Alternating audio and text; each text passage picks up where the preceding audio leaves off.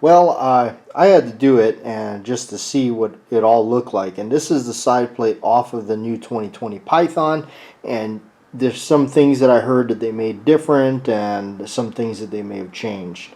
So I've taken side plates off of the older ones before. So this was kind of, I wanted to see what it really looked like under there.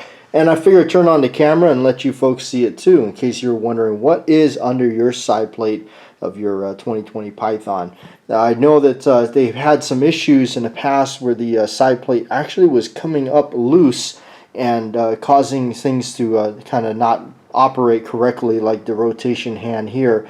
And you can see how it kind of all works. Now this right here is your cylinder stop. Right here you can see as I'm pushing down on the top, there's your cylinder stop right there, and there's a spring that lives down in there. There's your, this is what they call the, I believe the rebound bar, as Colt refers to it. I think Smith & Wesson calls it a rebound slide. Theirs is a little different. And then there's their spring. Now their spring is definitely, if you can see there, it actually does more of a U-turn there instead of the older ones where they were a little bit more compressed and flattened in the back there. So that is definitely different. The stirrup does look different from what I recall. So anyway, looking at the side plate definitely had a little piece in here that's definitely different, and that's a spring that lives inside there. That comes off. They still kept their little bumper right there. That is actually on the older ones.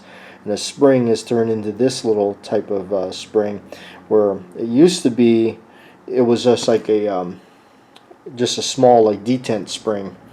So that definitely has changed. Now when you put it all back together, you'll notice there's a post right here, and what that post is that's the actual latch that's opening and closing the cylinder, and that lives in this hole right here. So you're gonna have to put that and line it all back up when you actually snap this shut. That's the kind of tricky thing about Pythons or any of the Smith, or not the Smith, the Colt revolvers, is when you push them together, you've got to kind of compress this when you place it back down in there. So it's a little bit tricky. So that is kind of interesting to see how they change things up. And I know the nice thing is they kind of beefed up the frame right up there. But anyway, I just figured in case you wanted to see what it looked like. I usually am not going to dive into tearing these things apart and taking all the parts out of it. It's just not necessary to do, but I did want to see at least what was under the hood of this thing.